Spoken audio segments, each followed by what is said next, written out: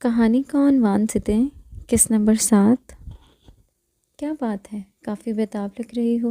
اس نے چائے کا پانی چولہے پر رکھتے ہوئے عرشیہ کو دیکھا۔ کچھ بھی نہیں، وقت ضائع نہ کرو، جو بھی ہے کہہ ڈالو، چاہے وہ سیان کے متعلق ہی کیوں نہ ہو۔ ان دنوں میں بس سال کا فرق تھا اور اسی وجہ سے دوستی بھی کافی تھی، اور عرشیہ کے چہرے سے اترتی پریشانی وہ دیکھ چکی تھی، سو کہہ دیا، سیان سے تمہارا رابطہ ہوا کیا؟ عرشیہ نے اس کی دکھتی رگ پر ہاتھ رکھا۔ انیا کے ہاتھوں کی لرزش اس سے مخفی نہ رہ سکی۔ نہیں، وہ اس سے جھوٹ نہیں بول سکتی تھی، سو آہستگی سے نفی میں سر ہلایا۔ انیا، تمہیں نہیں لگتا کہ وہ تمہارے ساتھ فلرٹ ہی کر رہا تھا؟ انیا کو لگا کسی نے اس کا وجود جلتی بھٹی میں دھکیل دیا ہو۔ آج وہ یہی کچھ سوچ رہی تھی، اور اب عرشیہ نے جیسے اس پر یقین کی مرثبت کر دی تھی۔ کیوں لگا تمہیں ایسا؟ اس نے دودھ دیچکی میں ڈالتے ہوئے پوچھا۔ انداز بظاہر سرسری سا تھا، مگر اس کا سارا وجود کان بنا ہوا تھا۔ کل رات میں نے الدان سے بات کی اور انہوں نے مجھے بتایا تھا کہ گھر میں اس متعلق بات ہوئی تھی کہ سیان کے لیے تمہیں مانگ لیں، مگر سیان نے انکار کر دیا۔ عرشیہ نے دکھ سے بتایا اور اس کے اندر سے چھن سے کچھ ٹوٹا۔ ہاں، سیان نے بتایا تھا مجھے۔ اس نے سر کو جنبش دی اور چائے کپوں میں ڈال کر عرشیہ کو دھچکا دیا تھا۔ کیا؟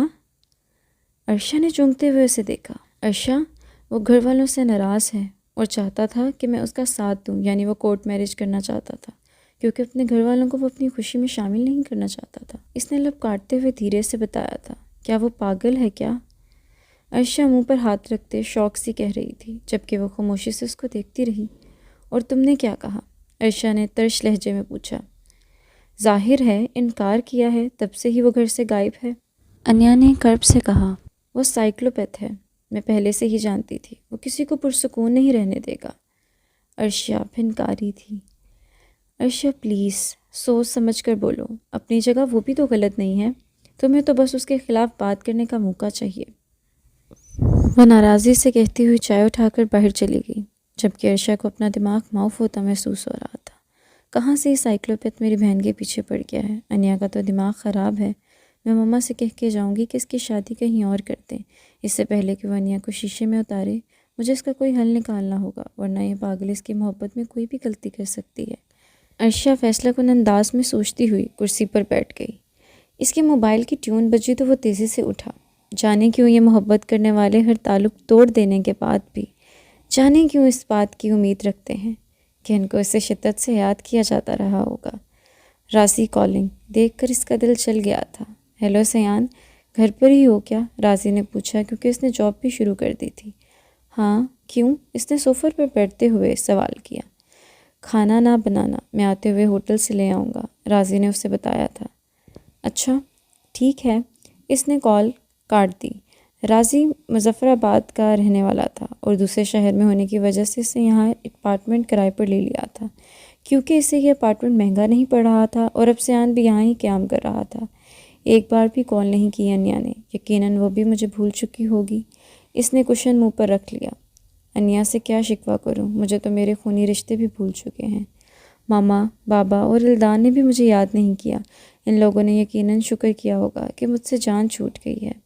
اس کی آنکھوں سے گرتا سیال اس کے گالوں میں جذب ہونے لگا۔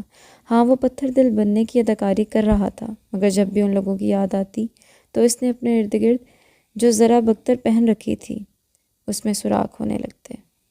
ماما بس کرتے ہیں، اور کتنا روئیں گی، وہ تو خوش ہے اپنی زندگی میں۔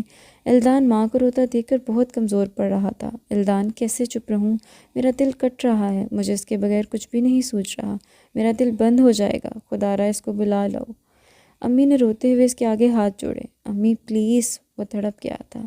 اب بس ایک دن کا وقت دیں، میں وعدہ کرتا ہوں کہ وہ کل شام آپ کے پاس ہوگا، بس آپ نہ روئیں۔ اس نے ان کے ہاتھوں کو چومتے ہوئے ان سے گزارش کی تھی۔ تم سچ کہہ رہے ہو نا؟ انہوں نے بچوں کی طرح کہتے ہوئے اسے دیکھا۔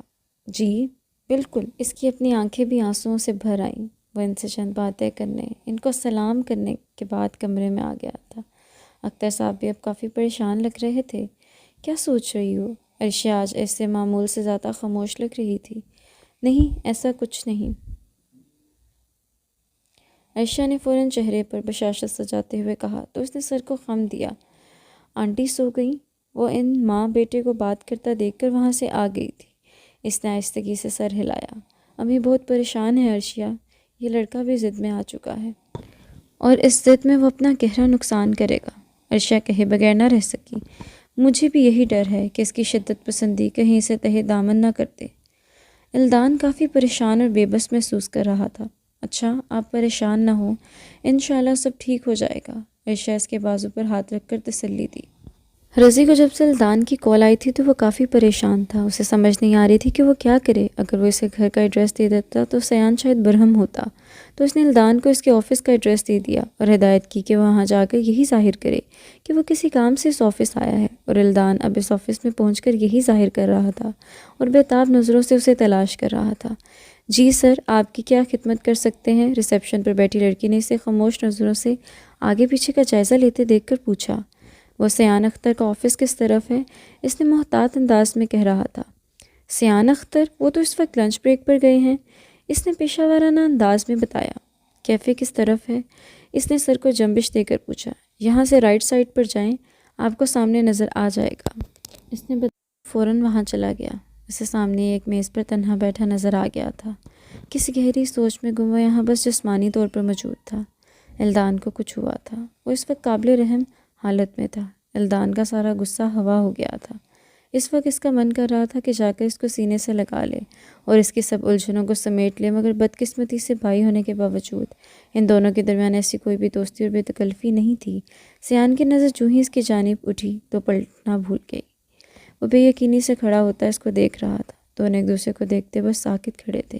سیان کا بھی دل کر رہا تھا کہ کاش الدان اسے سینے سے لگا کر اور وہ بھی سب بول کر پھوٹ پھوٹ کر رو دے، مگر ایسا کچھ نہ ہو سکا۔ سیان ہوش میں آیا اور وہاں سے جانے لگا تھا جب الدان اس کے عین سامنے آ کر کھڑا ہو گیا تھا۔ وہ رک گیا تھا۔ رستہ چھوڑے میرا۔ جب وہ سامنے سے نہ ہٹا تو سیان نے سخت لہجے میں کہا تھا، مجھے تم سے بات کرنی ہے۔ الدان نے آہستگی سے کہا، مگر مجھے نہیں کرنی، اس نے جواباً دشتی سے کہتے ہوئے اجنبی نگاہوں سے اسے دیکھا۔ پلیز واپس چلو، لڑائی کرو، ناراض رہو یا کچھ بھی کرو، مگر واپس چلو۔